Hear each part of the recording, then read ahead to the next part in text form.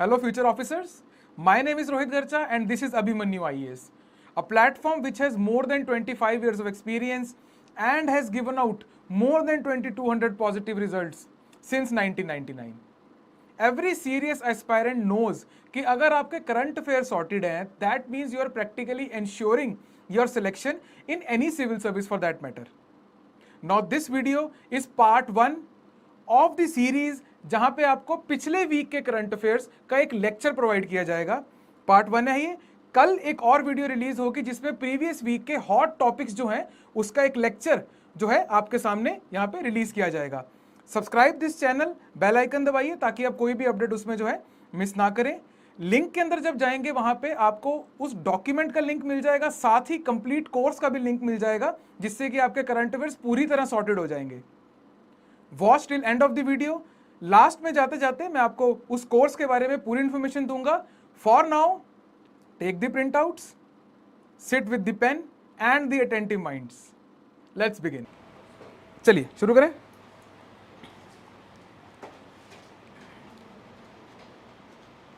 सो अभी recently Onam festival निकल के गया है, तो वहां पे बहुत सारे ट्रेडिशनल फोक डांसेस वगैरह परफॉर्म होते हैं। लास्ट टाइम भी हमने कुछ फोक डांसेस के बारे में बात करी थी। डॉक्यूमेंट यहाँ पे नहीं है, कितने कम है? एक बारी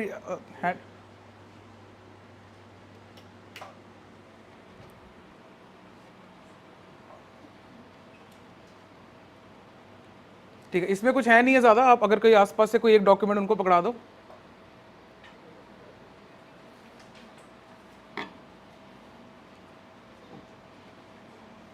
सो इसमें बस आपको नाम याद रखना है कि एक पुलिकली आर्ट है, right? It is called the tiger dance. ठीक है, बस इसमें इतना ही है मेनली कि कहाँ से बिलोंग करते हैं। Pulikali dance from Kerala and it's a tiger dance. अब ये कैसे आ सकता है पेपर में कि वो मैच द फॉलोइंग में दे देगा और इसको टाइगर डांस की जगह कोई और डांस बोल देगा, राइट? स्नेक डांस या समथिंग कुछ इस टाइप की चीज़ बोल देगा। पर हम सबको पता है कि स्नेक डांस तो आप शादियों में करते हो, राइट? इसमें जो थर्ड पॉइंट है बच्चे, that is the central theme revolves around the tiger hunting. That means कि इसमें roles of both the tiger and the hunter are play. ठीक है, बस यही कैच है इसके अंदर, और ज़्यादा कुछ नहीं। अगर आप कंफ्यूज हो गए तो इस पर्टिकुलर पॉइंट में हो गए, क्योंकि फोटोज आपको कुछ ऐसी दिखाई देती हैं उसमें।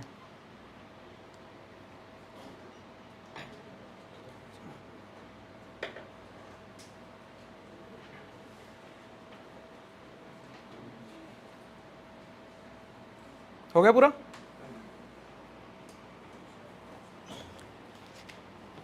और आई थिंक लास्ट टाइम भी हमने एक कुछ टाइगर्स के ऊपर लिखना था, राइट? रह गया था वो। लाए हो लास्ट वाला डॉक्यूमेंट? हाँ, तो उसमें लिख लो। जो नहीं लाए तो देख लो कैसे करना है।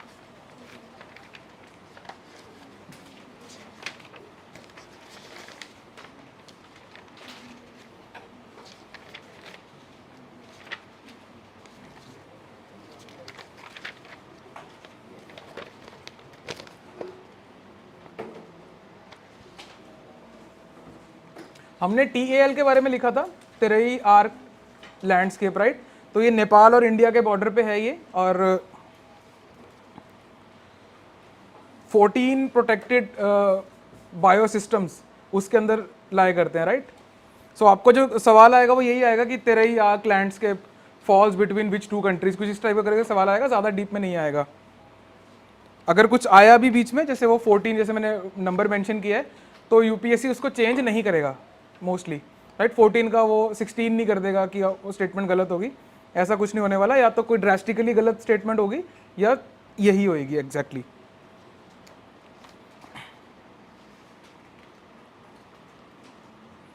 सो एक मतलब छोटे से हमारे पॉइंट्स हैं टाइगर एज एन एनिमल, उसको लेके लिख लीजिए।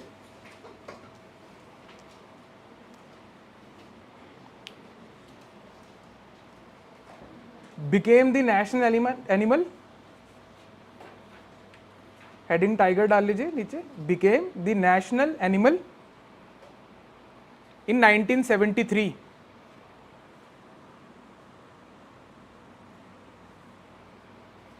पहले कौन था? Lion.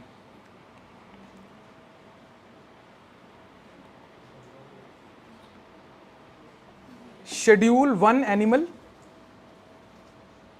Schedule one animal as per wildlife protection act 1972.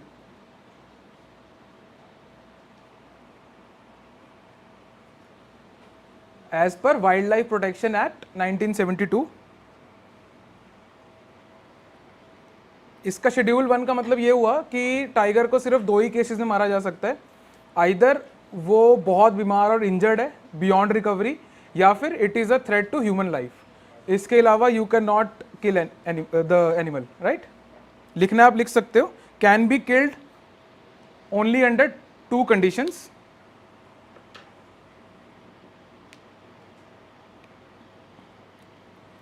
Number one, diseased or disabled beyond recovery,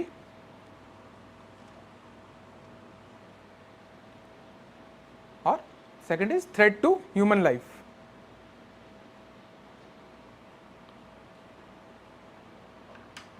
So ये आपके पास मौका है अभी कि वाइल्ड लाइफ प्रोटेक्शन एक्ट के जितने शेड्यूल्स हैं उसको एक बार पढ़ लेना।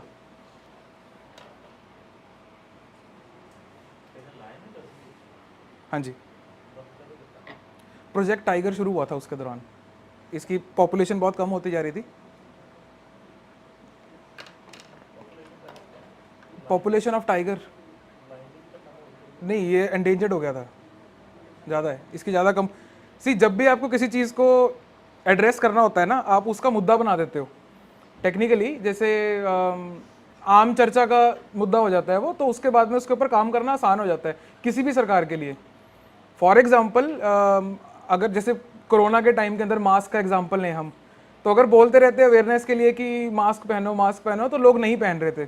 द मोमेंट उस पर 1000 रुपये का चलान हुआ कि आप दिखो आपका 1000 का चलान करेंगे, वो आप जैसे लोगों की आपस की बात का मुद्दा बन गया कि यार 1000 का चलान होने लग गया, उथे खड़े हैं। तो उससे हो कुछ नहीं रहा, वो आप पे खड़े हो ना खड़े हो कोई चक्कर नहीं है, लेकिन आपके कॉमन लैंग्वेज का मुद्दा बना दिया उन्होंने, कॉमन कॉन्वर्सेशन का मुद्दा बना दिया। So when we put such things, जैसे हमने इसको नेशनल एनिमल घोषित कर दिया, राइट, अब ये कॉमन कंसाइंस का मुद्दा बन गया है ना। Now authorities have to act. So ये एक टेक्निक होती है, ट्रिक होती है ये। Same is the case with Swachh Bharat अभियान। अब कोई उसको फॉलो कर रहा है नहीं कर रहा है बहुत दूर का मुद्दा है, लेकिन पता सबको है ना। पीपल वोंट हेजिटेट आपको टोकने में अगर उनका मन हुआ तो, और आप कुछ नहीं कर पाओगे अगर आप कहीं पे कुछ फेंक रहे हो या कुछ ऐसा कर रहे हो। So it gives you that authority, है ना। तो इस टाइप की चीज़ इसलिए होती है। There are 54 tiger reserves in India.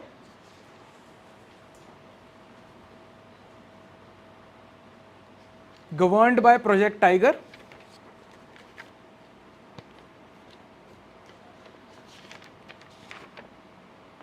under National Tiger Conservation Authority, under NTCA, National Tiger Conservation Authority। इसके ऊपर पीसीएस वाले भी सवाल पूछ चुके हैं, एनटीसीए के ऊपर हिमाचल वाले 2 बार पूछ चुके हैं, यूपीएससी 1 बार पूछ चुका है। Under NTCA, national tiger conservation authority.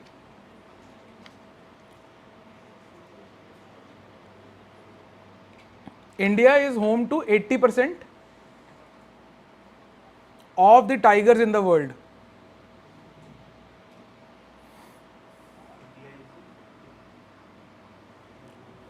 Home to 80% of tigers. Third point कौन सा था इसमें, काउंट करके बताना, विच वन? थोड़ा थोड़ा लाउडली बोलो बच्चे। अच्छा,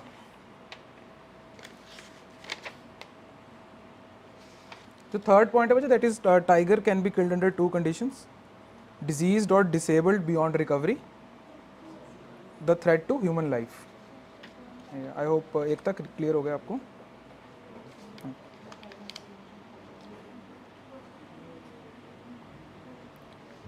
लार्जेस्ट और ये स्मॉलेस्ट टाइगर रिजर्व भी लिख लेते हैं साथ साथ, है ना, ताकि आपका एक साथ ही मुद्दा डन हो जाए। Largest tiger reserve Nagarjuna Sagar, एक ही वर्ड है,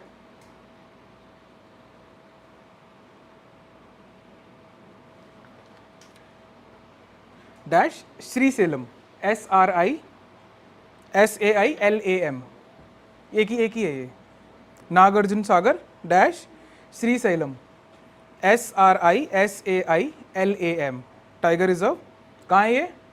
2 स्टेट्स में है ये, आंध्र प्रदेश और एक और स्टेट में भी है, मतलब बॉर्डर पे लगता है ये, Telangana, Andhra Pradesh and Telangana.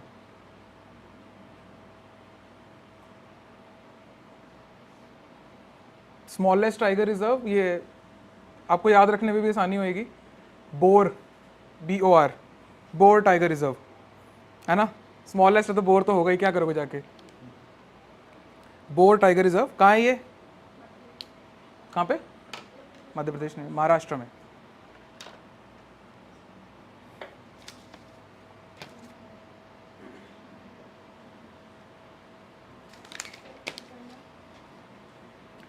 Smallest tiger reserve, bore tiger reserve, Maharashtra, ठीक है।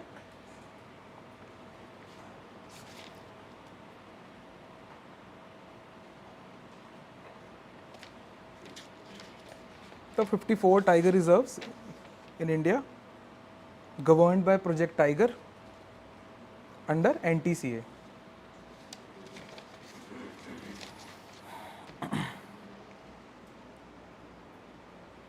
चलिए आगे। ये स्कीम हमने पहले भी कवर कर रखी है, अडॉप्ट हेरिटेज, इसका 2.0 सेकेंड वर्जन आया है। उसमें जो बदलाव है वो सिर्फ इतना है कि इन्होंने एक ऐप निकाली है जिससे आप जो हेरिटेज साइट्स हैं उसकी इन्फॉर्मेशन आ जाएगी विद फोटोग्राफ, और एक पोर्टल निकाला है ताकि अगर आप वहाँ पे फोटोग्राफी, फिल्म शूटिंग ये सब करना चाह रहे हो तो परमिशंस वहाँ पे मिलेंगी, राइट। बाकी सब कुछ सेम है इसमें। तो दीज आर दी क्वेश्चंस जो इसमें 2018 और 2020 में आए थे आपके हेरिटेज और कल्चर को लेके। सो जो हम यहाँ पे पढ़ते हैं वो इस तरीके से ट्रांसलेट होते हैं इधर। Safeguarding the Indian art heritage is the need of the moment, discuss. कोई सिर पैर नहीं है इस सवाल का अगर आप ध्यान से देखोगे तो, राइट। वो आपको पूरा पूरा मौका दे रहे हैं हेरिटेज के ऊपर बात करने को कि आपके लिए वो क्या चीज़ है, राइट। सो जो हम यहाँ पे टॉपिक पढ़ते हैं वो सिर्फ और सिर्फ आपके न्यूरल नेटवर्क बढ़ाने के लिए है, राइट। अल्टीमेटली आपको इन सब चीज़ों की तरफ जाना है, ये आपने आंसर्स लिखने हैं, राइट। सेकंड क्वेश्चन भी पढ़िए आप। Indian philosophy and tradition played a significant role in conceiving and shaping the monuments and their art in India. थोड़ा सा आर्किटेक्चर की तरफ को जाया जा रहा है, राइट। डिस्कस, अगेन डिस्कस का मतलब वही होता है कि चर्चा करो, है ना। चर्चा कैसे होती है, उसमें दोनों तरफ की बात आती है, और लास्ट में जब भी GD टाइप होती है लास्ट में हमें कंक्लूजन देना होता है जो कि पूरी स्टेटमेंट का कंक्लूजन होगा, आपके आंसर का कंक्लूजन होगा, राइट।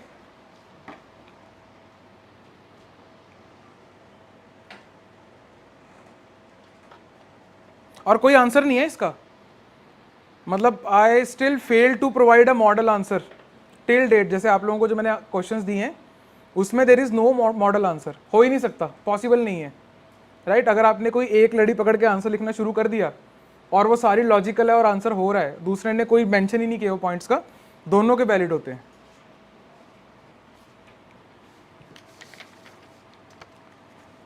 चलिए थोड़ा देखते हैं इसको।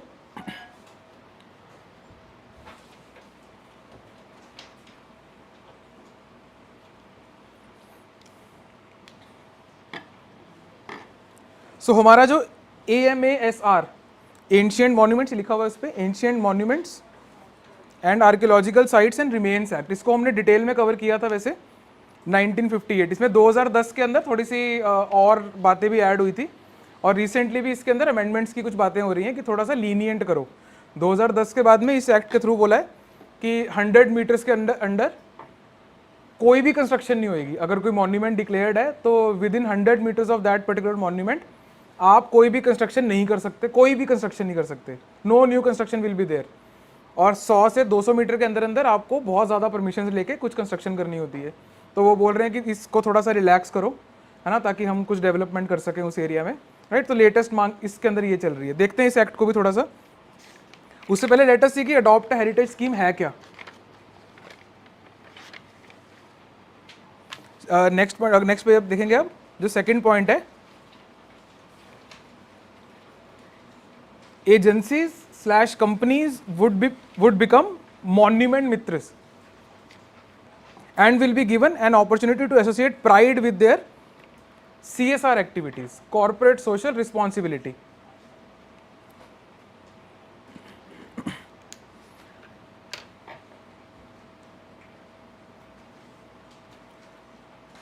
क्या बोलना चाह रहा है यहां पे कि आप सीएसआर पता सबको? सरकार का काम है सोशलिस्ट बनना, राइट, लोगों का वेलफेयर करना। प्राइवेट सेक्टर का ये काम नहीं है। प्राइवेट सेक्टर क्या करता है? प्राइवेट सेक्टर का ड्राइविंग फोर्स क्या है? Profit, right. सो इन दोनों चीजों को अगर आप अलाइन करना चाह रहे हो, एक ऐसी सरकार आपने चुनी है और वो कंसंट्रेशन ऑफ वेल्थ कहीं पे हो रही है, तो वहां पे हमारा एक सीएसआर क्लॉज है, राइट, कि आप कुछ पैसा आप यहां पे लगाओगे किन एक्टिविटीज में जिसकी लिस्ट आपके एक्ट के थ्रू गिवन है। तो सीएसआर हमारे लिए थोड़ा सा इंपॉर्टेंट है। Let's write something on CSR. Companies का ये फायदा होगा अगर वो हेरिटेज को अडॉप्ट करेंगे। और बाय द वे इसके अंदर करना क्या क्या है ये भी आपको एक्ट के थ्रू डिफाइंड है। उनको अपने मन से कुछ नहीं करना, उनको सिर्फ आके पैसा लगाना है और सर्विस प्रोवाइड करनी है, दैट्स ऑल। क्या करना है वो भी आपका एएसआई बताएगा। एएसआई वो साहब नहीं जिसको आप पैसे देके निकल जाते हो, archaeological survey of India, right.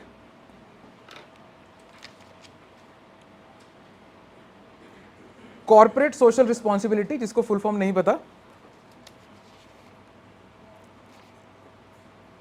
corporate social responsibility is a management concept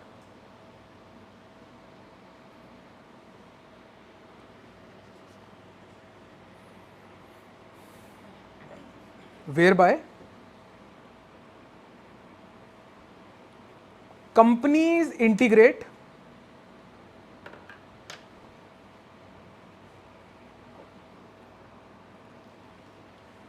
social and environmental concerns into their integrate social and environmental concerns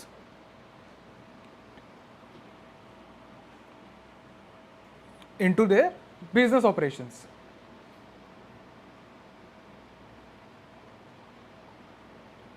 forced philanthropy type चीज होगी ये, है ना,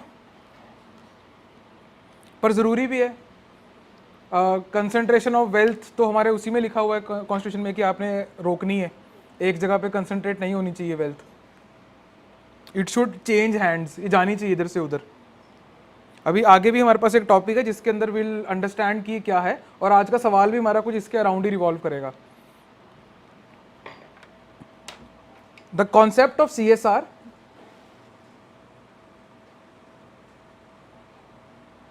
इज गवर्न्ड बाय, मतलब किस एक्ट के थ्रू मैंडेटरी होता है ये? क्लॉज 135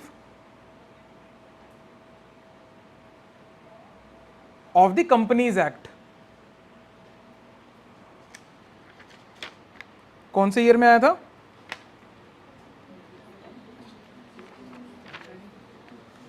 लेटेस्ट वाला, हाँ 2013।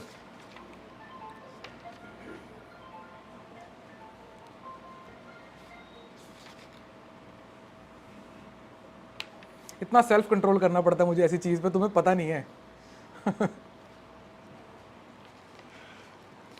And it is too early in the class that I engage in jokes. जब तुम्हारी शक्लें उतरनी शुरू होंगी तब बंदा कुछ बोले भी तो मजा आता है।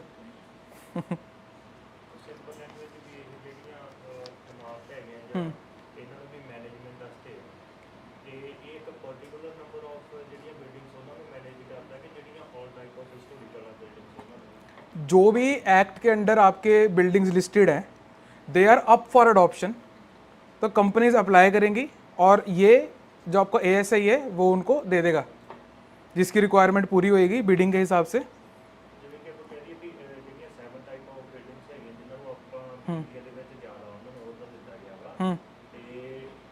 जो हेरिटेज लिस्ट में है, हाँ,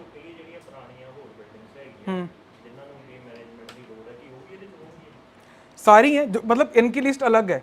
देर आर सर्टेन प्लेसेस जो कि आपके मोस्टली टूरिस्ट प्लेसेस ही है, वहीं पे आपको रेगुलर इनपुट की जरूरत पड़ती है, राइट।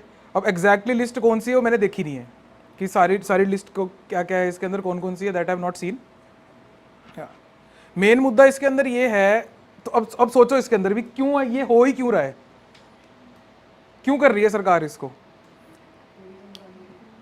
टूरिज्म बढ़ाने के लिए, ठीक है, और अपना, मैं यही बस हाँ जी बताओ।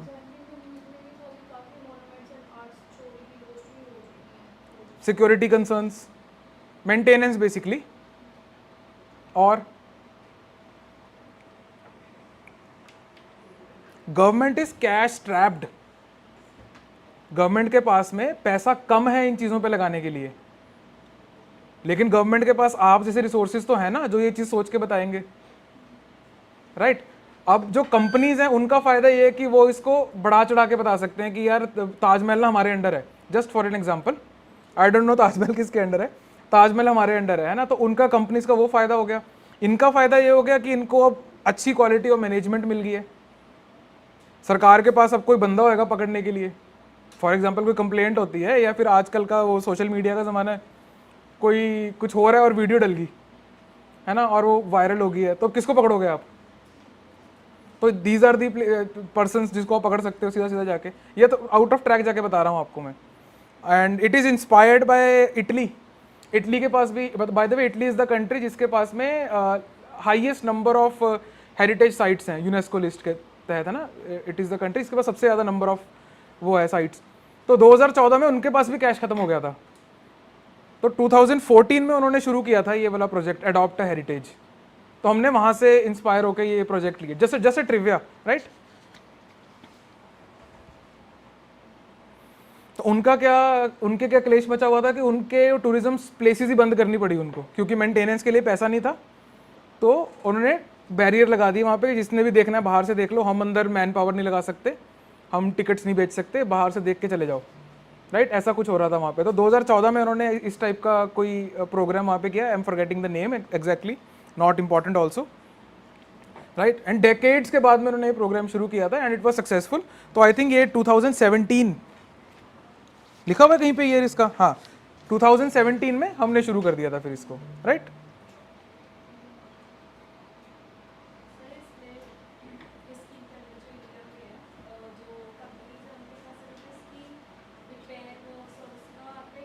एवरीथिंग अंडर AMASR, ये जो एक्ट है अपना, एवरीथिंग जो आपको वो ASI करने को बोलेगा वो आपको करना है।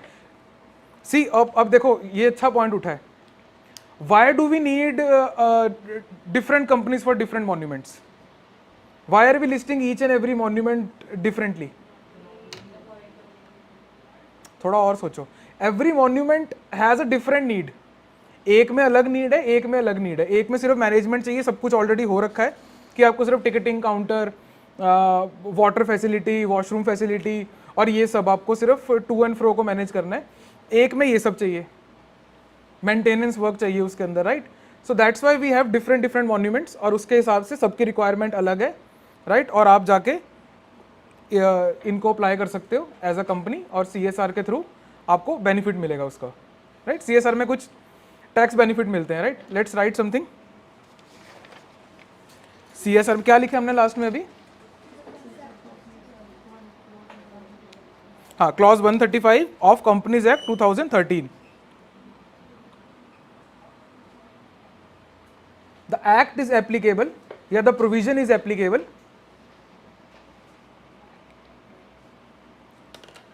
टू द कंपनीज विद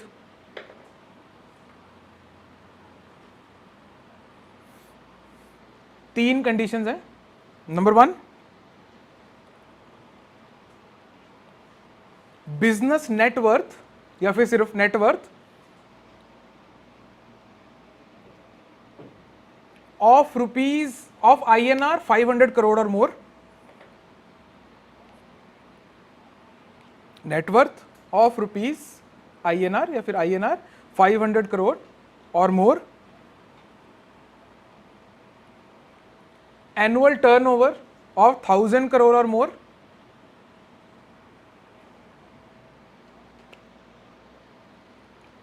ये आपके प्री पॉइंट ऑफ व्यू से इंपॉर्टेंट है, यहां पे बनेगा UPSC का सवाल। Last is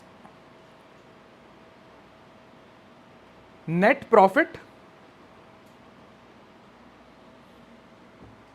of rupees 5 crore or more.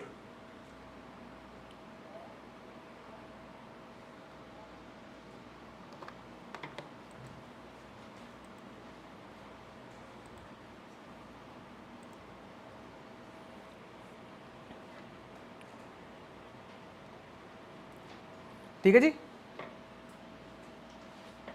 और बाय द वे इसमें मैंने आपको थोड़ी स्पेस खाली दे रखी है इसके आगे पीछे ना, तो दो चार चीजें और लिख लेते हैं इसमें. The business should devote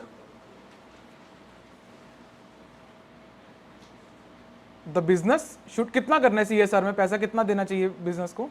the business should devote 2%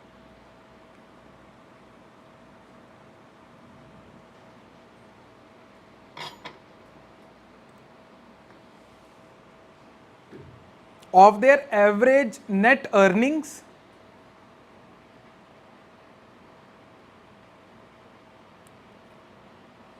over the previous 3 years.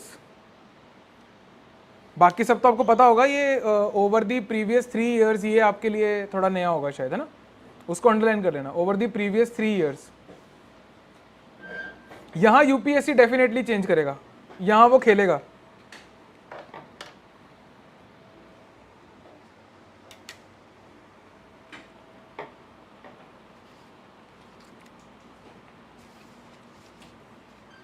इसके अंदर कहीं पे ये लिखा है इसकी मिनिस्ट्री वगैरह कौन सी है.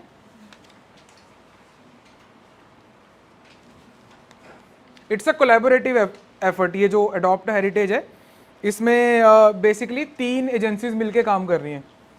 एक तो ASI है. ASI किस उसके अंडर है, मिनिस्ट्री के अंडर. हाँ, मिनिस्ट्री ऑफ कल्चर. एक होगी मिनिस्ट्री ऑफ कल्चर, दूसरी कौन सी होगी, गैस करो. हाँ, मिनिस्ट्री ऑफ टूरिज्म.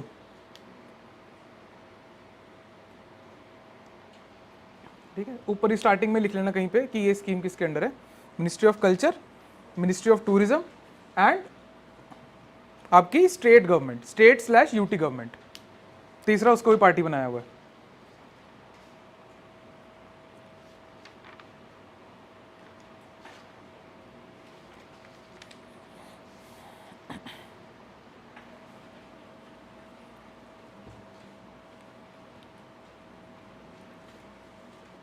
और इसमें जो नई चीज, अच्छा बाय द वे एक और पॉइंट भी है इसके अंदर.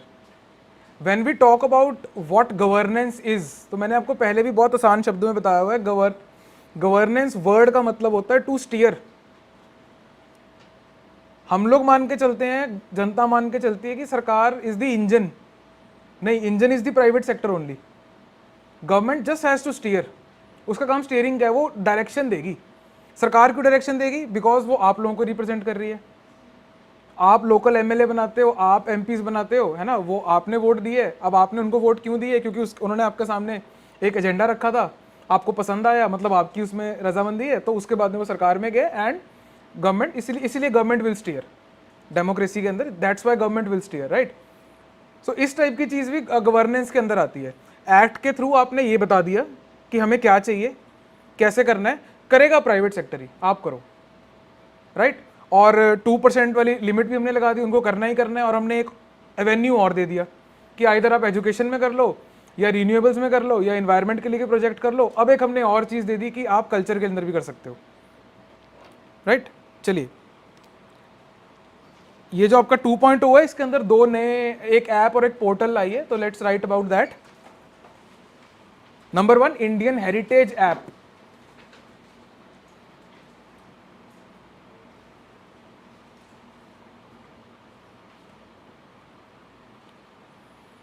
Indian Heritage app will showcase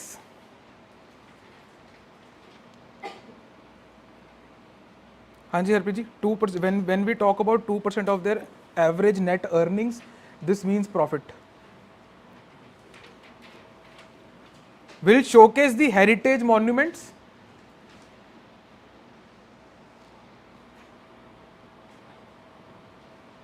comma, Indian heritage app के बारे में लिख रहे हैं हम.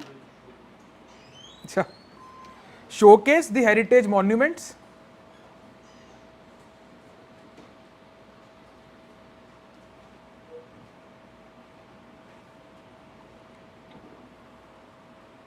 comma,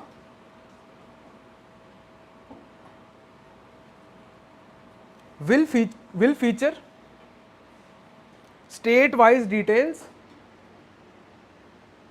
आपके पास प्रिंट आउट है पीछे लास्ट में तीनों के पास? अच्छा,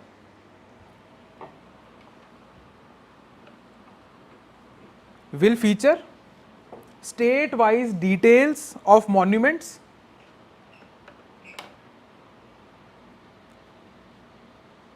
with photographs, comma, public amenities,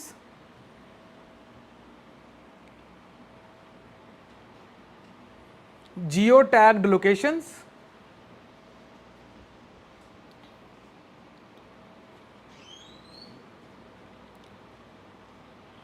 and feedback mechanism.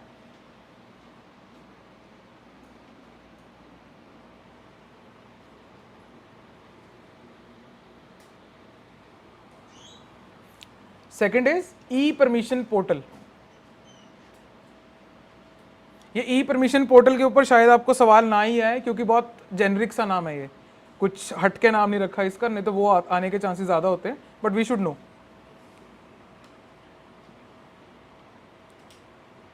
Portal for obtaining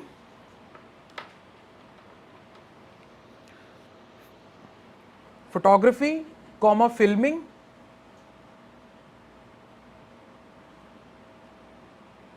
obtaining permission for photography, comma, filming, and development projects. ये इंपॉर्टेंट है, ये कैच है इसमें.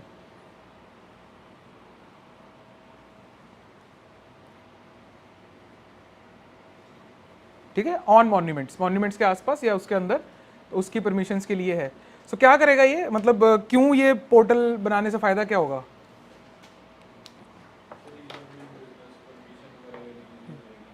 हाँ, बॉटलनेक, एक रेड टेपिज्म कॉन्सेप्ट है, आपने पढ़ा होगा, एथिक्स के अंदर पढ़ोगे शायद आप, तो वो कम होगा इससे, राइट. एंड जैसे उन्होंने बोला, ऑपरेशनल कॉस्ट कम हो जाएगी आपकी, भागना नहीं पड़ेगा इधर उधर, परमिशन जल्दी मिलेगी, ट्रांसपेरेंट हो जाएगा. जब भी आप किसी भी चीज को ई गवर्नेंस में लेके आते हो, उसका मेन मुद्दा ट्रांसपेरेंसी का ही होता है. उसके बाद में जो एक पब्लिक डीलिंग वाला एम्प्लॉय होता है, जब ई गवर्नेंस में शिफ्ट हो जाता है तो उसके घर पे काजू कतली आनी कम हो जाती है. ठीक है, हाँ. हाँ, वो कह रहे बंदी हो जाती है. नहीं, तनख्वाह तो है उसकी. ये भी बात ठीक है. हाँ जी, बताओ.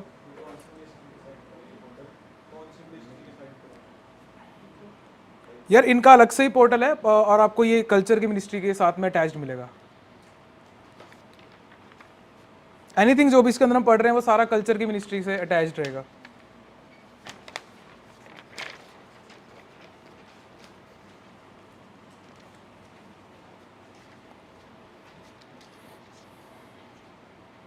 हाँ, ये भी वैसे आपके आंसर में मेरे को मिसिंग लगा था. उसमें सटायर्स बहुत कम है. वो बंदा तेज है जो आपका आंसर चेक करने वाला है. आप उसको बेवकूफ़ समझ के मत आंसर लिखो. वो आपसे उम्र में डबल के आसपास होगा, डबल या 2.5 के आसपास होगा. उसने देख रखी है दुनिया, उसे पता है आप क्या करने वाले हो. एथिक्स के पेपर में भी जब आप बकवास लिखोगे, दुनिया बदलने वाली बातें करोगे, है ना, तो उसको वो भी पता होगा, right. So you can use satire everything. तो मैं स्टार्टिंग में जो आपको मैं वो बर्ड वाला एग्जांपल दे रहा था, it includes that also. You have to think out of the box, right. फिर देखो, अभी करके देखो, एक जस्ट एक्सपेरिमेंट करके देख लो. You have all the options to go back to your robotic answers, right. But ये करके देखो, कभी एक बारी करके देख लो कि out of the box answer लिखेंगे एक, है ना, और खुद ही आपको मजा आ जाएगा. पढ़ाते फिरोगे अपने दोस्तों को आसपास जो नई तैयारी कर रहे हैं ना, कि ये देख ये सवाल है, पहले तू बता, देख फिर मेरा आंसर पढ़, राइट. तो कब तक अपने दिमाग में इंटरव्यूज देते रहोगे? चलिए, एक ये AMASR एक्ट के ऊपर भी लिख लें 2-4 लाइनें, फिर इसको भी खत्म करते हैं यहीं पे ताकि आपको करना ना पड़े.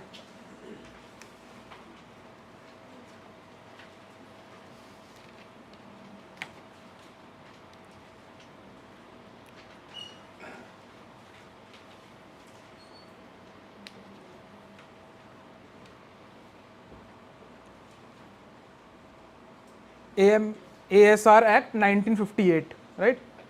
पॉइंट्स में लिख लेते हैं. It was amended in 2010.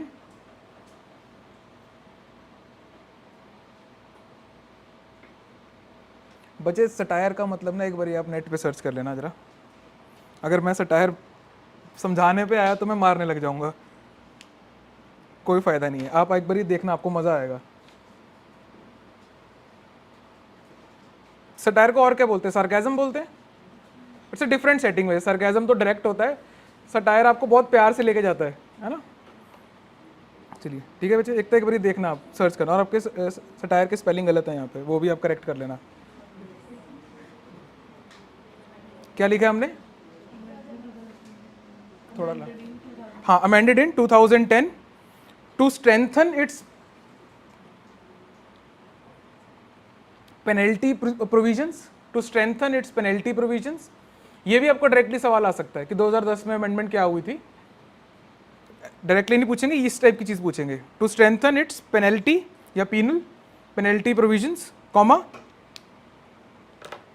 Prevent एनरोचमेंट्स,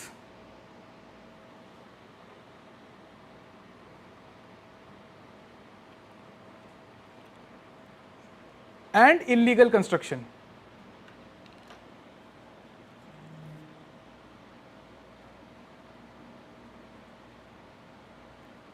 अगर कोई हिस्टोरिकल किसी गुरुद्वारे की दीवार है तो उसके सामने आप दीवार से चिपका के गन्ने का जूस नहीं बेच सकते, है ना. वहां पे आप उसमें होल करके आप अपनी मशीनरी नहीं लगा सकते हो, राइट. तो स्ट्रिक्ट पेनल्टीज हैं उसके ऊपर. अब main features include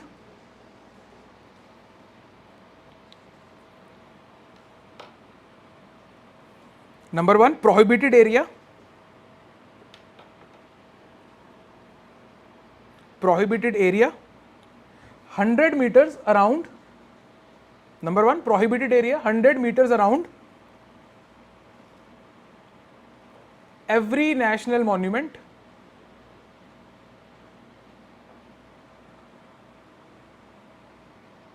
Where no construction, यहां पे कैच है ब्रैकेट में, पब्लिक और प्राइवेट, सरकारी भी नहीं हो सकती. तो अगर आपको वो घुमाएंगे इसके अंदर तो यही घुमाएंगे कि सरकारी हो सकती है, प्राइवेट नहीं हो सकती, किसी लैंग्वेज में पुट करके. पब्लिक और private is permitted. Next is regulated area.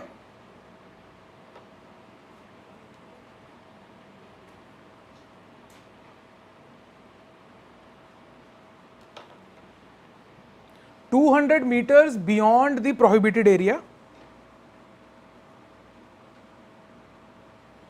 Regulated area कौन सा है? 200 meters beyond the prohibited area.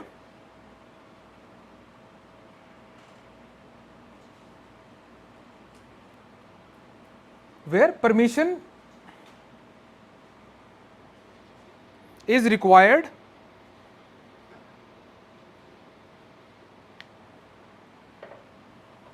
Of national monuments authority, NMA, of national monuments authority. आप लोगों के सिलेक्शन के बाद में वो आप इन्हीं किसी जगह पे जाके फिट होगे. सारे DM वगैरह नहीं बनते हैं, सारे SDM से शुरू नहीं करते हैं. Handful of seats are SDM. इसके अलावा आप डायरेक्टर्स वगैरह बन के इधर उधर ही जाते हो. कल्चर के उसमें चले गए, एजुकेशन में चले गए, या वहाँ कहीं चले गए, ऐसे होती है. और इसी एक्ट के थ्रू आप हर एक इंडिविजुअल मॉन्यूमेंट के बायलॉज भी बना सकते हो. तो ये एक्ट काफ़ी पावरफुल हो गया है, राइट, पहले से. चलिए चले आगे.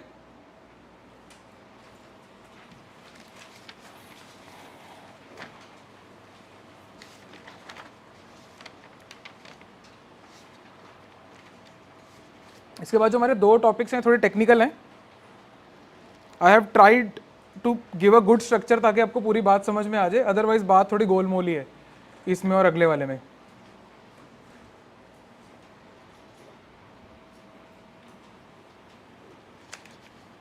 अभी RBI जो है वो अर्ज कर रहा है, जो पहला स्टेप होता है अर्ज करना, कि आप SROs बना लो. What are SROs? They are self regulatory organisations.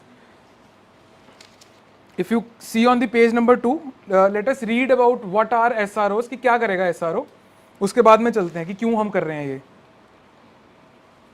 It's a non-government organization that sets and enforces rules and standards relating to the conduct of the entities in industry, right? Mostly fintech की बात ही हो रही है, ये जो भी FIIs होंगे. So basically हो क्या रहा है कि आपकी जो मेन पॉलिसी है वो आपकी RBI के थ्रू आएगी, और RBI के पास में नीचे बहुत सारे वो है एरियाज जिनको उन्होंने मैनेज करना है, राइट? तो व्हाट दे वांट इज कि इन जैसे इन तीन ने कंबाइन करके अपना एक एसआरओ बना लिया, आरबीआई इनसे डील करेगा. दिस इज द कॉन्सेप्ट, बहुत आसान भाषा में अगर कहे तो, राइट? तो आरबीआई इनको प्रमोट करने की कोशिश कर रहा है कि आप अपनी सेल्फ रेगुलेटरी ऑर्गेनाइजेशंस बना लो. अगेन सेम मुद्दा कि हर किसी की फंक्शनिंग थोड़ी थोड़ी अलग होती है. आरबीआई सेंट्रली सबको कंट्रोल नहीं कर सकता, राइट? वो गवर्नेंस का काम करेगा, स्टीयरिंग देगा, राइट? और एसआरओज इंडिविजुअली देख लेगी. जैसे कि अगर फॉर एग्जांपल नबार्ड की जो डेली डीलिंग्स की टेक्निक्स हैं, they are different from ICICI, right? They can not provide same services and same fintechs. However prudent concept same रहेंगे. तो कॉन्सेप्ट आपका वहां से निकलेगा, पॉलिसी वहां से निकलेगी, इंप्लीमेंट इंडिविजुअली एसआरओ करेगा. So firms can either collaborate with each other and form a common SRO. अगर बड़ी फर्म है, बड़े बैंक्स हैं, तो दे वांट कि वो अपना बना लें, जैसे भी आपको सही लगता है. आरबीआई ने अभी स्टार्टिंग में अर्ज करना शुरू किया है. सो आई थिंक जब तक आप लोगों की सिलेक्शन वगैरह हो जाएगी तब तक ये कंपलसरी हो जाएगा, है ना? तो अभी स्टार्टिंग में तो अर्ज से शुरू होता है, हाथ, है ना, हाथ जोड़ के. पहला बोली दा नहीं, फिर पीछे हटी दा नहीं, जो तो पंगा पै जाए, राइट? हाँ, तो पहले ये आराम से रिक्वेस्ट से बात कर रहे हैं. चलिए, बेसिकली ट्रांसलेट करेगा ये आपकी पॉलिसी की टर्मिनोलॉजी को. उसी पॉइंट के अंदर अगर आप आगे देखेंगे, एनफोर्सेस रूल्स एंड स्टैंडर्ड्स किससे? Relating to the conduct of the entities in the industry with the aim of protecting the customer, promoting ethics, equality and professionalism. ये 4-5 वर्ड्स आई थिंक ऑलमोस्ट सब कुछ कवर कर रहे हैं. Second में उन्होंने बोला है कि सारे स्टेक होल्डर्स को इन्वॉल्व करेंगे. अब आप कर सकते हो ना, आरबीआई नहीं कर सकता सारे स्टेक होल्डर्स को इन्वॉल्व, एसआरओज कर सकते हैं. कौन होंगे स्टेक होल्डर्स? कुछ कस्टमर्स के रिप्रेजेंटेटिव्स, बैंक के रिप्रेजेंटेटिव, जिनको एक्चुअली पता होगा प्रॉब्लम चल क्या रही है. सेकंड पॉइंट अगर आप देखेंगे, थर्ड पॉइंट नेक्स्ट पेज पे, page number 3, first point, it will serve as a two way communication channel. RBI के लिए भी इजी है, एसआरओ को बात करेंगे वो उसके अंदर.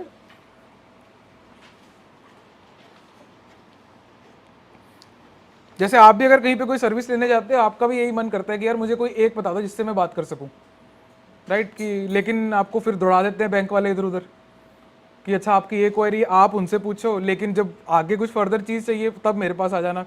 सो you have to go to so many places. RBI can do certain things कि उसको इधर उधर ना जाना पड़े. तो एसआरओ, वो एसआरओ को पूछेगा, एसआरओ को अथॉरिटी दे दी, एसआरओ देखेगा क्या करना है, राइट? ब्रेक थ्रू है ये हमारी आगे. अगर आप देख पा रहे हैं इसको, तो ये जो हम करना चाह रहे हैं, financial inclusion, fintech improvement, digital payments, ये वो, तो जिस स्केल पे हम लोग बढ़ रहे हैं उसके लिए एसआरओज इंपॉर्टेंट है. So this will set up a trend for your mains question also. अगर मेंस में कोई फिनटेक के ऊपर सवाल आएगा तो वो इसके अराउंड आने वाला है इस साल. चलिए और देखते हैं. अगेन स्टैंडर्ड एस्टेब्लिशमेंट की बात हो रही है, that establishing minimum benchmark standards and आपका healthy market behaviour etcetera.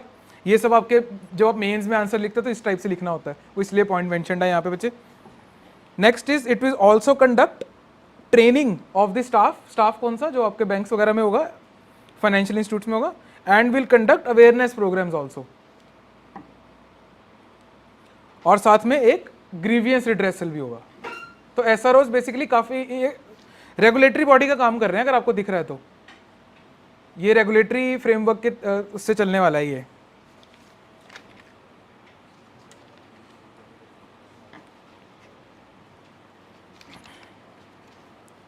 Now इसके बाद में एक और टॉपिक एक्टिवेट होता है जो उससे ऊपर लिखा हुआ है, व्हाट इज फिनटेक.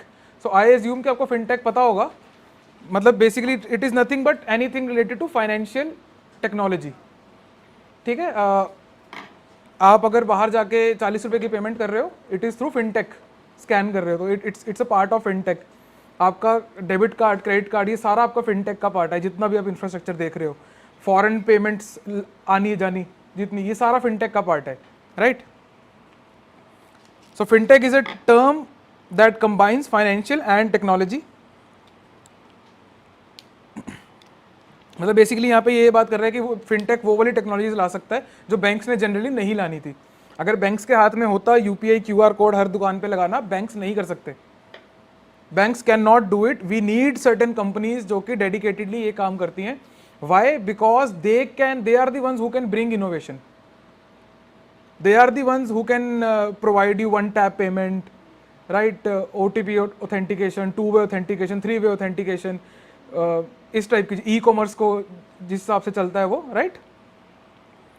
एक ही जगह, जैसे हमने किया भी था इसका, है ना, कि इनको पेमेंट एग्रीगेटर्स बोलते हैं। They are called PS, P payment aggregators, जो कि किसी एंटिटी के बिहाफ पे पेमेंट एग्रीगेट करते हैं, राइट। फॉर एग्जांपल अगर आपका, जैसे अगर आप मान के चलो ये पेटीएम हो गया फॉर एग्जांपल, या फोन पे या गूगल पे टाइप चीज़ होगी, तो they act as a payment aggregator. कि आप उसमें आप स्कैन अगर कर रहे हो तो आपके पास 2-3 ऑप्शन है पेमेंट करने के, है ना। Either you do a UPI pin, और आप कार्ड से पहले पैसे ऐड कर दो फिर वहाँ पे भेज दो। आपके पास बहुत सारे ऑप्शन है। सेम ऑप्शन आपको जो बाहर कोई सामान बेच रहा है, चाय बेच रहा है, वो आपको इतने ऑप्शन नहीं दे सकता अगर अपने आप पे आना चाहिए। बैंक भी नहीं दे पाएगा एक, right. So we need certain payment aggregators. Just an example of fintech मैं आपको बता रहा था। क्यों है इंपॉर्टेंट फिनटेक? सोचो। फाइनेंशियल इंक्लूजन के लिए इंपॉर्टेंट है। फिनटेक के आने के बाद हुआ है ऐसा? फाइनेंशियल इंक्लूजन बढ़ी है। क्यों बढ़ी है?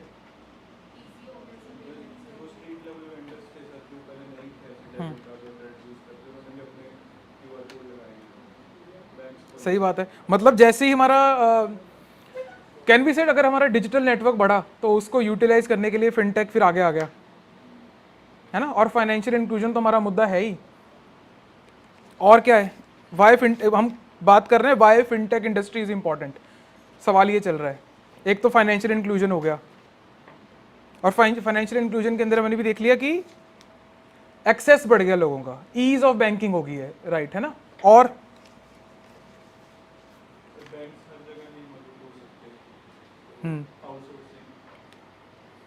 Can we call it access to capital? कुछ इस टाइप की बात बोल रहे हो आप? हाँ, एक्सेस टू कैपिटल। और सोचो। हाँ, कैपिटल का फ्लो बढ़ेगा। Velocity of money, how fast money changes hands. Transparency, transparency कैसे? मतलब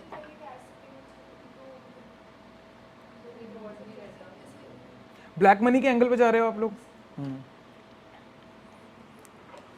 पॉइंट ठीक है, लेकिन डेटा सपोर्ट नहीं करता इसको। पॉइंट बिल्कुल ठीक है, हमारी इंटेंशन थी इसके through, but again I think मैंने आपको पहले भी डिस्कस किया हुआ है दैट ब्लैक मनी 2 तरीके से आती है, legitimate, illegitimate. So do you think कि इतना ज़्यादा फर्क पड़ा होगा?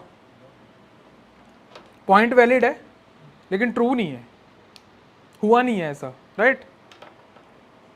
मतलब हमने सॉर्ट किया था कि ऐसा कुछ होगा, बट ऐसा हुआ नहीं, राइट। ठीक है, तो अगर आप इसको मेंशन करोगे तो आप इसी ढंग से मेंशन करना इसको।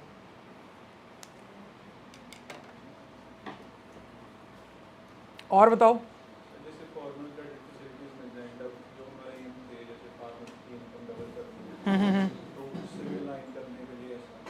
मतलब कि हमारी पॉलिसीज को प्रूडेंट करने के लिए हो गया, कि हमारी पॉलिसीज पर्कुलेट कर पाएं बेटर तरीके से, उसके लिए फिनटेक ने काम किया है। सही पॉइंट है। और फिनटेक क्या लेके आया है? सबसे बड़ी चीज क्या लाया है वो?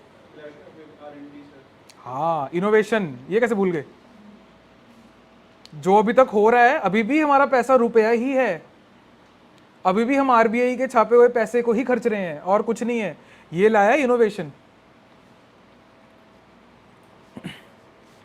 और जो ट्रांसपेरेंसी वाला पॉइंट था, आया था यहाँ से, है ना। ट्रांसपेरेंसी वाले पॉइंट में ये है कि आप अब स्मॉल बिजनेसेस को भी लोन मिलता है। पहले कनेक्शंस के बिना मिलता नहीं था, है ना। पेपर वर्क हो रहा है, किसी को पता ही नहीं है अंदर अंदर क्या चल रहा है। Now it is out there. कि आपको अगर PSL करनी है, प्रायोरिटी सेक्टर लैंडिंग करनी है ना, तो आपको इतना करना ही है, डाटा भी सारा पोस्ट होगा, everything is possible due to fintech only. आज का क्वेश्चन भी हमारा कुछ इसके अराउंड ही है, लिख लेते हैं।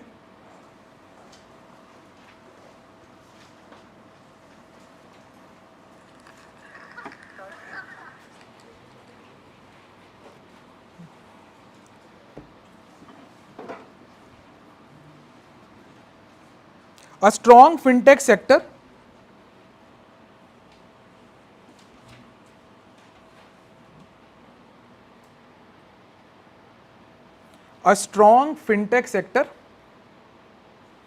is the only way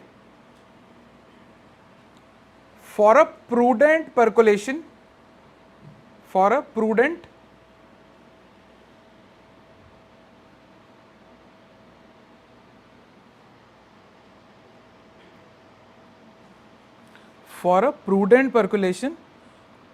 of the fiscal policies, full stop,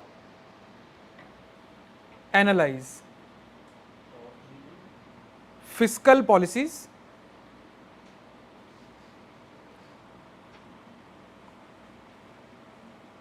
हाँ बच्चे से आपका पॉइंट भी सही है, यही हम अभी बात कर रहे थे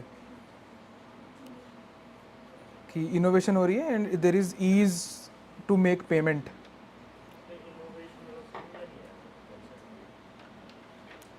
इनोवेशन पता क्या होती है?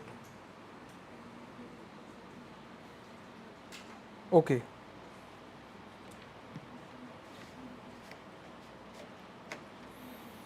अगर बहुत आसान भाषा में कहें, इनोवेशन आपको सबसे एफिशिएंट सोल्यूशन प्रोवाइड करके देता है, सबसे एफिशिएंट सोल्यूशन प्रोवाइड करके देता है। For example in engineering we use to have some case studies, है ना, कि आप अपनी प्रोडक्शन को बेटर कैसे कर सकते हो। सीधा अब कंपनी ने आपको हायर किया एज एन इंजीनियर, है ना, आपको सीधा सीधा बताना है कि आप इस पूरे प्रोसेस को और एफिशिएंट कैसे कर सकते हो, और आसान भाषा में कहें तो उस बंदे का प्रॉफिट कैसे बढ़ाना है, राइट।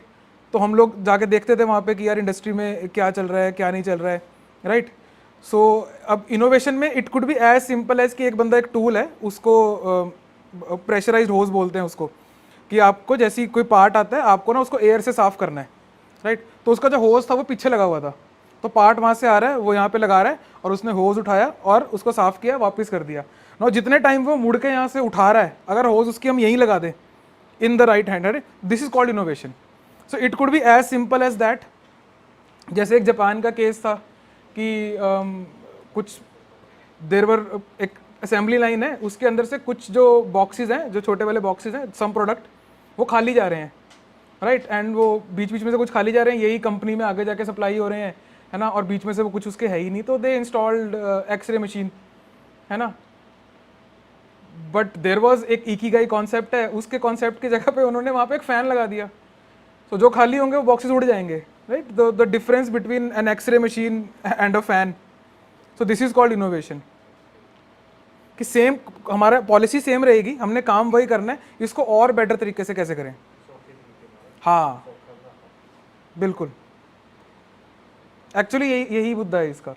आप इनोवेशन करते हो उससे, इनोवेशन का मतलब is not formation of new things.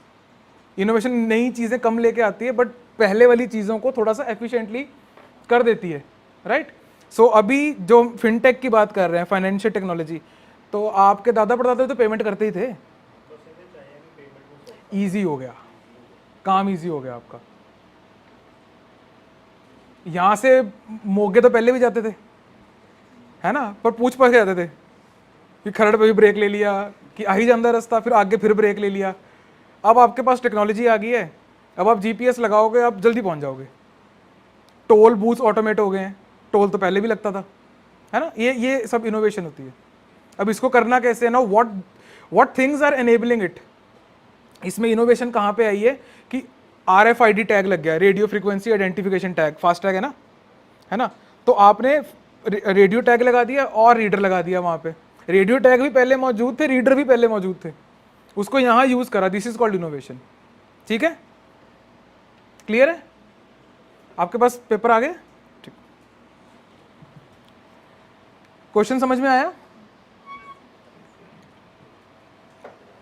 A strong fintech sector is the only way for a prudent percolation of the fiscal policies.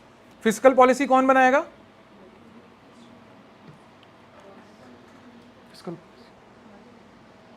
Physical policy RBI ही बनाएगा.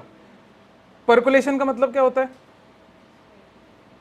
हम गूगल पे देखेंगे, ठीक है? हाँ, मैं तुम्हें बताऊंगा, तुम लिमिट हो जाओगे उसके ऊपर फिर, राइट? वहां जाके पढ़ोगे, 2-3 डेफिनेशन पढ़ोगे, किसी सेंटेंस फॉर्मेशन में देखोगे तो तुम्हारे लिए वर्ड थोड़ा खुल जाएगा, right? That is why I am not explaining what percolation is. इसके अलावा आपकी एफिशिएंसी इंक्रीज होती है इस पूरे प्रोसेस के अंदर. अब आप आई थिंक बैंक्स वगैरह उतना नहीं जाते होंगे जितना पहले जाते थे, तो बैंक्स को इतनी बड़ी बड़ी ब्रांच मेंटेन भी नहीं करनी है ना. कॉस्ट ऑफ रुपी कम हो गई है इस हिसाब से. आपका एक्सपीरियंस इंप्रूव हुआ है. इस तरफ भी जाया करो. मैंने आपको पहले भी बताया था, अगर नहीं समझ में आ रहा होता ना तो डिवाइड कर दिया करो कि स्टेक होल्डर्स कौन कौन है और इंडिविजुअली सबके लिए क्या मतलब है. एज अ बैंक उनको क्या फायदा हुआ है, सरकार को क्या फायदा हुआ है, और तुम्हें क्या फायदा हो रहा है, राइट? इसको डिवाइड कर दोगे तो इमीडिएटली आपको बेटर और ज़्यादा पॉइंट्स मिलने शुरू हो जाएंगे. And if this thing also fails in certain question, stakeholder नहीं होंगे, देन गो टू जो आपने सब्जेक्ट्स पढ़े हैं, है ना. भूल जाते हैं ना कि कौन कौन से एंगल हो सकते हैं सोचने के. तो आप देखोगे तो आपने सोसाइटी पढ़ा है, ज्योग्राफी पढ़ा है, पॉलिटी पढ़ा है, गवर्नेंस पढ़ा है, हिस्ट्री पढ़ा है ना. तो इसके इन चारों पांचों के अगर आप दिमाग में ले आओगे तो वो भी हो जाएगा. One of my friend who got selected in assistant commandant जो एग्जाम होता है, राइट? सो वो उसका तरीका क्या था कि वो जाते ही पेपर पे ना ये सारी चीज़ें लिख लेता था कि कितने एंगल हो सकते हैं किसी चीज़ को सोचने के. भूल जाता है वहाँ पे, है ना. फेमिनिस्ट, फाइनेंशियल पॉलिसी, इस टाइप के सारे उसने पहले ही कीवर्ड्स लिख लिए पेपर पे. तो जैसे जब भी कोई टॉपिक आया वो एक बार नज़र मार ली कि इसमें ये वाले एंगल्स हैं या नहीं, and immediately you can write more amount of answers in that particular time. Certain tricks ये उसके लिए काम करी थी. आप लोग देख लेना अगर आपके काम आए तो. बट अभी तो आप किसी और एंगल पे अभी आंसर्स लिखते हैं. एक हफ्ता लो, एक आंसर लिखो बस, राइट? आरबीआई के ऊपर कुछ लिख लेते हैं ना. आरबीआई हम पढ़ना थोड़ा सा स्किप कर जाते हैं जनरली. बस प्री पॉइंट ऑफ व्यू जो पॉइंट्स इंपॉर्टेंट है ना आपके पीसीएस यूपीएससी के लिए, वो लिख लेते हैं. Established on April 1st 1935, RBI established on April 1st 1935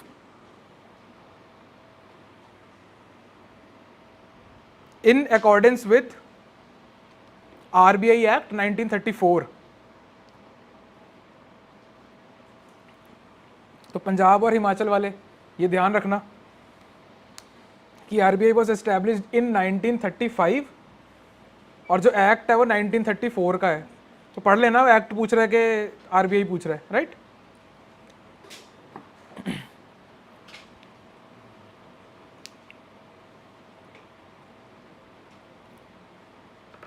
कहाँ है आरबीआई का हेड ऑफिस? हाँ, आई थॉट सो, लगा था मुझे, बिल्कुल सही. Which is the financial capital of India? हाँ, वहां पे आइए, ठीक है, लिख लो इसको. It was initially established in Calcutta. अरे नहीं पता होता, इतना लोड मत लो. तुम लोगों को कैसे पता होगा किस काम का है तुम्हारे? Initially established in Calcutta but permanently moved to Mumbai in 1937. ऐसा थोड़ी तुम लोग तैयारी कर रहे हो, तुम्हें क्यों ही पता होगा.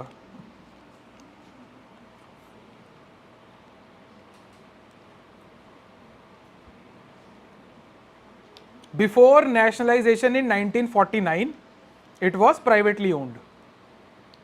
Before nationalization in 1949, it was privately owned.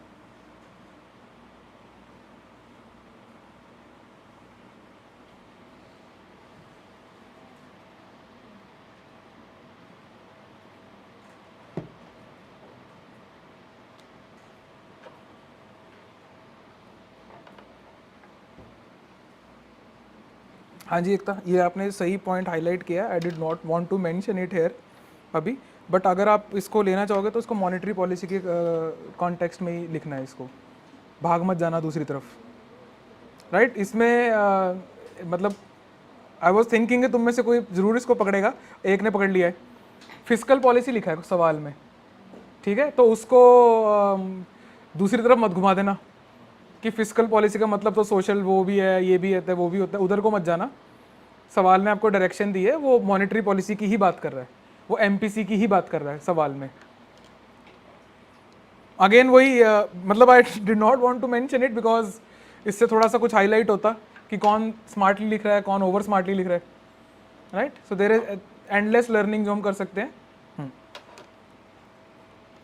तो सवाल के अंदर जो है, इसके अलावा इसके अंदर एक एमपीसी होती है, मॉनेटरी पॉलिसी कमेटी, राइट, पता है उसके बारे में, लिख लें उसके बारे में भी 2-4 लाइनें जो प्री पॉइंट ऑफ व्यू से जो है, बस डिटेल में तो आप लोग पढ़ोगे इसको, इकोनॉमिक्स में आता है ये RBI MPC monetary policy committee, ये आरबीआई के अंडर है।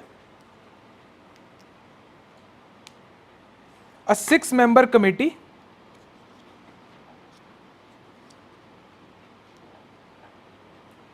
with RBI governor as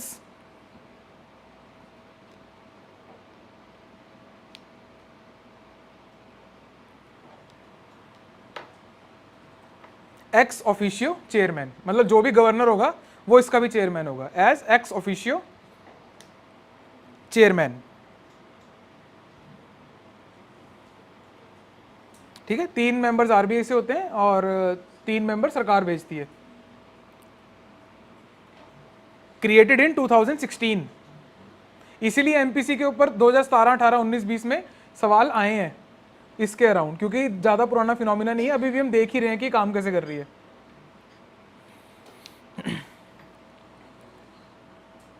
publications of RBI 3 reports देता है, important reports RBI. Financial stability report, ये याद कर लेना,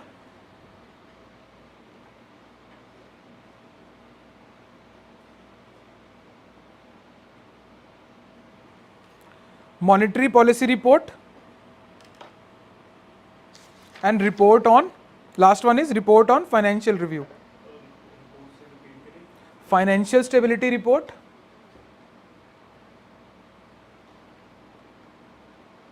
monetary policy report and report on financial review, ये 3 रिपोर्ट्स हैं आरबीआई की।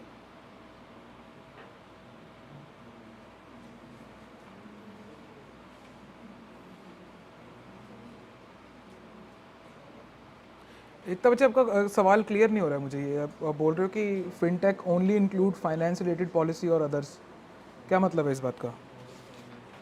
फिनटेक का मतलब है फाइनेंशियल टेक्नोलॉजी, इसके अराउंड जो भी लगेगा कुछ भी, वो सब कुछ इसके अंदर इंक्लूडेड है।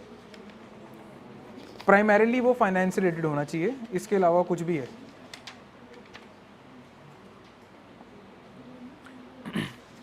ठीक है जी, चलें आगे।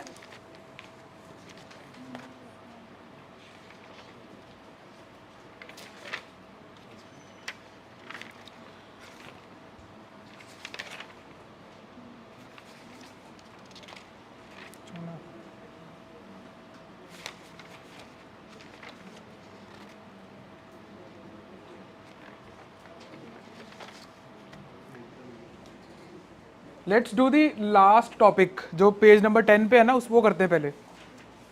थोड़ा ज़्यादा टेक्निकल सा हो गया ये, है ना।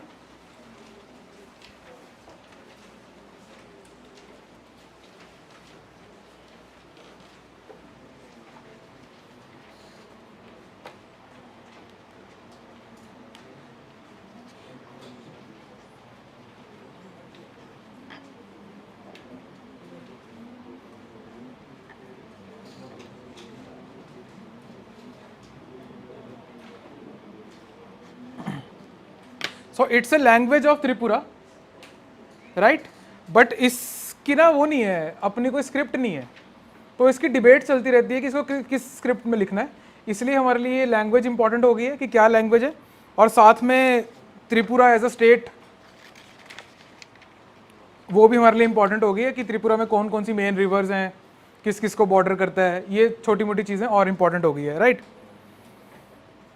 So first of all, you must be knowing what's the difference between language and a script, right? हमने पहले भी डिस्कस किया था.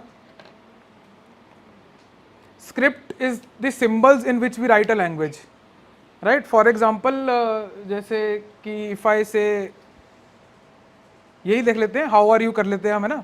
तो how are you ये आपकी रोमन स्क्रिप्ट के अंदर इंग्लिश लैंग्वेज लिखी हुई है, राइट? अगर मैं लिखूं तुम कैसे हो, राइट? और मैं लिख दूं उसको TUM स्पेस KAI कैसे, तुम कैसे हो, तो I am writing Hindi language in a Roman script. So you need a script to write a language. So ये जो लैंग्वेज है त्रिपुरा की, इसके पास अपनी कोई स्क्रिप्ट नहीं है, राइट? सो रोमन स्क्रिप्ट ये यूज़ करते हैं मोस्टली, और बीच में डिबेट आती है कि इसकी जो स्क्रिप्ट है वो it should be either Hindi और बंगाली, है ना? तो ऐसे इसके ऊपर ये डिबेट है, राइट?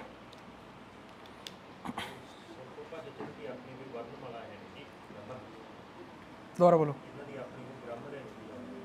ग्रामर वगैरह सब है, लेकिन लिखने का वो नहीं है, थोड़ी प्रिमिटिव लैंग्वेज है. जैसे for example in Punjabi language we have Gurmukhi script, लिपि. हाँ, तो आपको लिखने के तरीके, आपके पास अपनी स्क्रिप्ट, अपने सिंबल्स होने चाहिए. नहीं, हाँ, लैंग्वेज है. For example we have various dialects and we don't, क्या दिख गया क्या पीछे कुछ? हाँ, ये तुम्हारे लिए लाया था मैं, क्या क्लास में आपके पास कुछ तो सीखने को हो, है ना? आज जाके अपने दोस्त को यही पूछ लेना.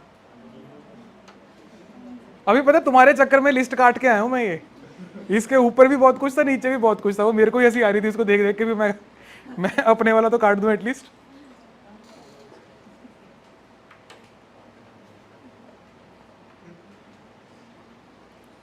ठीक है, जो नेक्स्ट टाइम मैं किसी से हाल चाल पूछूं, जो मेरे को ये बोल के जवाब देगा, उसको मेरी तरफ से चाय बार, ठीक है? चलो. सी, जब भी आपकी लैंग्वेज के ऊपर बात आती है, राइट, तो लोग अब वहाँ से, क्योंकि आइडेंटिटी डिराइव होती है, मैंने पहले भी बताया था, उसके ऊपर से बात उठेगी तो थोड़ा सा क्लैश होता है सिविलाइजेशंस के बीच में. पहले भी देखा गया हमने, कल्चर के ऊपर अटैक हुआ तो वो अपने कल्चर को बचाने के लिए आ जाते हैं. राइट नाउ भी ये चल रहा है, राइट? थोड़ा सा इनसिक्योर हो जाते हैं लोग लैंग्वेज के ऊपर जब बात आती है, राइट? बिकॉज अपनी आइडेंटिटी वो लैंग्वेज से डिराइव करनी शुरू कर देते हैं. बट द थिंग इज कि हर 200 साल में लैंग्वेज इतनी चेंज हो जाती है कि आप पहले वाली लैंग्वेज पहचान भी नहीं पाते हो. For example the Punjabi language of Bulle Shah is very different from what we speak. वो चेंज कब हुआ? ये रूल है. हर 200 साल के अंदर लैंग्वेज कंसिडरेबली चेंज हो जाती है कि आप पहचान भी नहीं पाते हो कि यार ये सेम ही लैंग्वेज है. आप उस सेंटेंस फॉर्मेशन आपकी और बाबा बुल्ले शाह की सेम नहीं है. बुल्ले शाह लिखता है बुल्ले शाह पता तद लग सी जद चिड़ी फंसी हथ बाजा, उनके कलाम है ऐसे करके, है ना? But we don't speak like that, है ना? ये just another trivia side line पे कि इस टाइप की चीज़ को लेकर टची कम ही होना है, जिसका पता है चेंज होनी है. All right.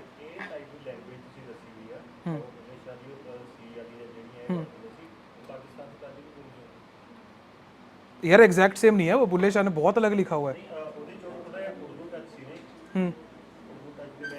ऐसे तो बुल्ले शाह ने 4 लैंग्वेजेस में लिखा है, बट कॉमन लैंग्वेज का मुद्दा नहीं है. वहाँ पे एक्सेंट आपको थोड़ा बहुत सेम मिल जाएगा. ये पेशावर वाली साइड बोल रहे हो आप? हाँ हाँ हाँ, सेम नहीं है. वर्ड्स चेंज होते हैं, तरीका चेंज होता है बोलने का. हाँ, पर चेंज हो जाती है. चेंज पे फोकस करो, सेम पे मत करो. अभी बोल के हटो, टच ही नहीं होना. यही मुद्दा है. फिर आप राइट आंसर से भटक जाओगे. इनफैक्ट किसी भी मुद्दे पे टच ही नहीं होना तुम लोगों को. बहुत बहुत खास ध्यान रखना इस चीज़ का. आई थिंक जब लास्ट ईयर हमने फीमेल फीटिसाइड का टॉपिक किया था, इन्फेंटिसाइड का टॉपिक किया था, इसके अलावा खासकर जब आप कार्ल मार्क्स पढ़ते हो, वो तो आपको 3 महीने के लिए गारंटी डिप्रेशन में डालने की तैयारी करके चलता है. कार्ल मार्क्स 3 महीने तक आपको होश ही नहीं आती कि मैं क्या तैयारी क्या ही मैं कर रहा हूँ, आगे जा रहा हूँ, है ना? सो थोड़ा सा इसको ऑब्जेक्टिवली लेना है, समझो बस बात को. चलिए, इसके अंदर ये अबाउट लैंग्वेज के अंदर गिवन है, एक बार देखिए जरा page number 10. About it's an indigenous Tibeto Burman language, ठीक है, क्योंकि उसी एरिया के अराउंड है ये. Spoken primarily in the Indian state of Tripura and neighbouring areas of Bangladesh. So it is not limited to Tripura. ठीक है, इसके लिए ये पॉइंट इंपॉर्टेंट है कि कंफ्यूज नहीं होना that it is limited to Tripura, नहीं.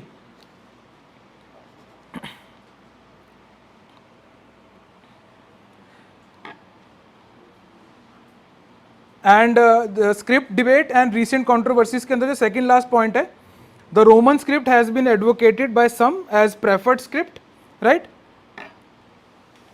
एंड कंट्रोवर्सी क्यों आई है? Imposition of Hindi script and the use of Bengali script, है ना. इस पर्टिकुलर लैंग्वेज के एग्जाम्पल्स एग्जाम्स के लिए ये वाली हो रही, इसके लिए कंट्रोवर्सी हुई है. Let's write something about Tripura.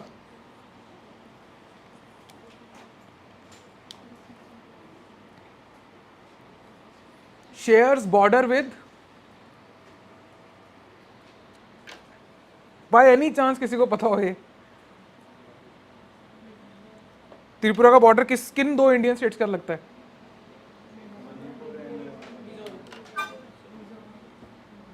Manipur, Mizoram और मेघालय. हाँ, किन दो स्टेट के साथ लगता है? मेरे पास 3 आ गए, और बताओ. अरुणाचल, असम, सिक्किम, नागालैंड. लिख लीजिए, इट्स मिजोरम एंड असम. वो आपने वो उसका अगर मैप देखा होगा तो बंगाल के मैप के अंदर ना एक छोटा सा डेंट पड़ता है अंदर को, और एक स्टेट अंदर घुसी हुई है पूरी, that state is Tripura. Indian states Mizoram and Assam, और इंटरनेशनल बॉर्डर विद बांग्लादेश.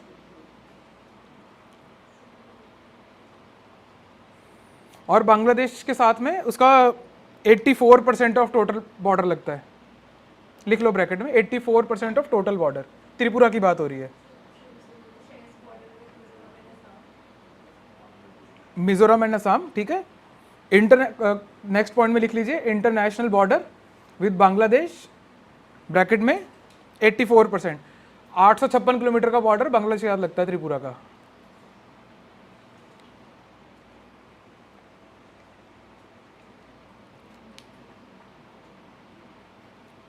वैसे नंबर ऑफ डिस्ट्रिक्ट्स वगैरह की इंपॉर्टेंस नहीं है यहाँ पे. Official languages Bengali,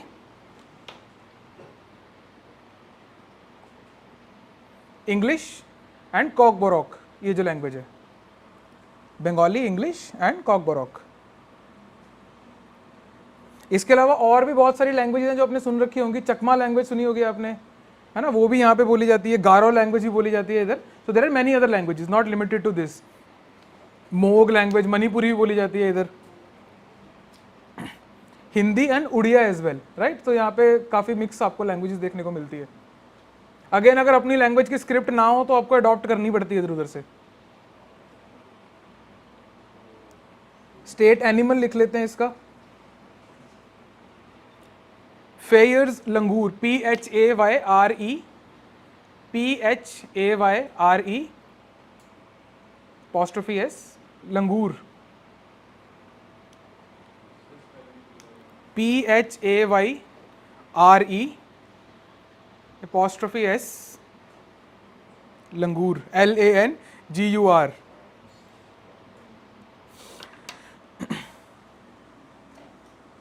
state bird है इसका ग्रीन इंपीरियल पिजन. ये यूपीएससी नहीं पूछेगा आपसे, अगर उसका दिमाग खराब हुआ तो शायद पूछ ले. ये पूछ सकते हैं आपसे, स्टेट वाले पूछ सकते हैं, राइट. पीसीएस और आपके यूपीएससी एचएस के अंदर ग्रीन इंपीरियल पिजन.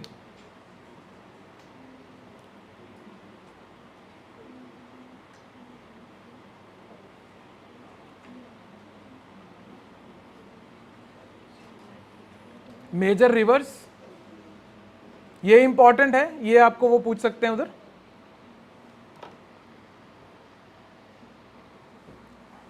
हाँ, जो बांग्लादेश का इंटरनेशनल बॉर्डर है इसके साथ में, right. बूढ़ीमा, BURIMA, BURIMA.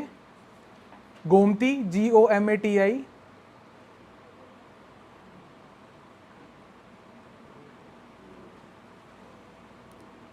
Khowai, KHOWAI.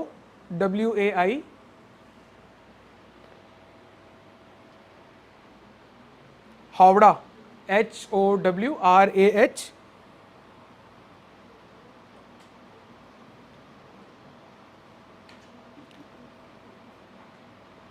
ढलाई, DHALAI। मैं सारे ही लिखवा देता हूँ आपको, ज़्यादा नहीं है, पर इसमें ना कुछ कुछ कंफ्यूजिंग है। जैसे next river is Feni, FENI, तो गोवा मत माराना उसको, ठीक है।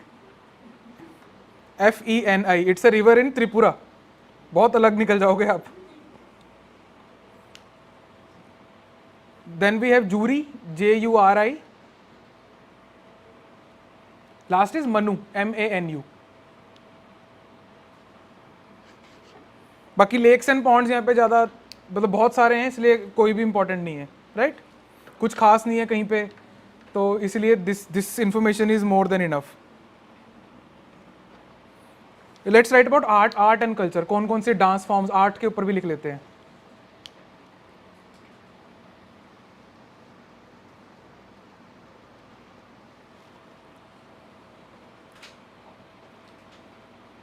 Hojagiri, HOZA space GIRI, bracket में लिख लो, dance of Reang tribe, REANG। तो इसी बहाने आपको ये पता लग जाएगा रियंग ट्राइब किस तरफ है। Dance of Reang tribe.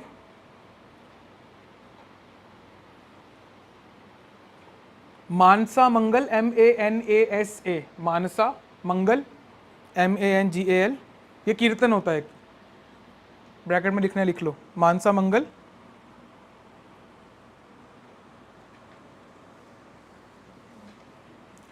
बच्चे Reang, REANG, Reang tribe, Manasa Mangal. Then we have Garia, GARIA, Garia dance.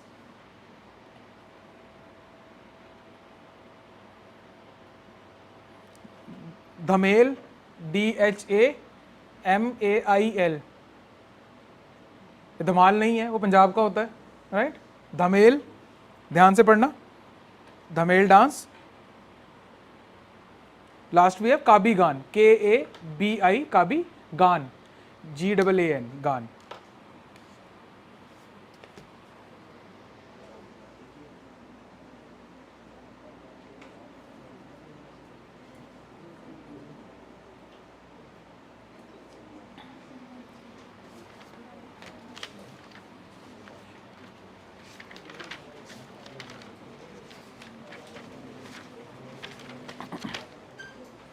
That is all about today's lecture. I hope कि आज जो हमने पढ़ा है इसमें से आपके प्रीलिम्स और मेंस में कुछ रेलिवेंस के साथ सवाल आ जाएं। अगर सवाल आ गया इसमें से, you will definitely be having an edge over a major population of India who is preparing for the same examination right now. Let me tell you about the Current Affairs Master Course 2024. इस course के अंदर आपको basically 3 चीजें मिलती हैं जिसके through आपका जो करंट अफेयर्स है वो पूरी तरह सॉर्टेड हो जाएगा for your pre, mains as well as your interview. Number 1, you get weekly lectures जो कि ऑफलाइन या फिर ऑनलाइन फॉर्मेट में लाइव आपको मिलेगा। क्या फर्क है इसमें और अभी करंट वीडियो के अंदर, दैट इज कि इसके अंदर आपके पास में इंटरेक्शन, काउंटर क्वेश्चनिंग करने की सहूलत होगी। नाउ एवरीबडी नोज कि अगर आप काउंटर क्वेश्चनिंग और सवाल जवाब करते हैं तो आपकी मेंटल एबिलिटी इंक्रीज होती है, आपके न्यूरल नेटवर्क्स बढ़ते हैं। That is how we should prepare for anything. Next, you get weekly PDFs। जो टॉपिक्स यहां पे कवर नहीं होते हैं लेक्चर्स के अंदर, उसको वीकली PDF के फॉर्मेट के अंदर आपके डैशबोर्ड के अंदर प्रोवाइड किया जाता है, राइट, ताकि आपका कुछ भी पार्ट जो है वो मिस ना हो, इसके बाहर आपको जाने की जरूरत ही नहीं है। Last, you get weekly test. जो भी हमने पढ़ा है उसको हम कंसोलिडेट करेंगे वीकली एक टेस्ट देके, राइट। दिस इज द त्रिशूल मॉडल। अगर आप त्रिशूल गाड़ दोगे तो उसके बाद में आपको करंट अफेयर से परेशान होने की जरूरत नहीं है। This is the complete course. इस कोर्स के बाहर आपको कुछ भी और पढ़ने की जरूरत नहीं है। Link is in the description, go check it out and subscribe to the channel, ताकि आपके पास ये जो लेक्चर्स हैं ये आपको रेगुलरली आपको मिलते रहे, कुछ भी चीज आपकी मिस ना हो। अगर आपने सोच लिया है, we have dreamed it, we can do it. जिद से जीत तक।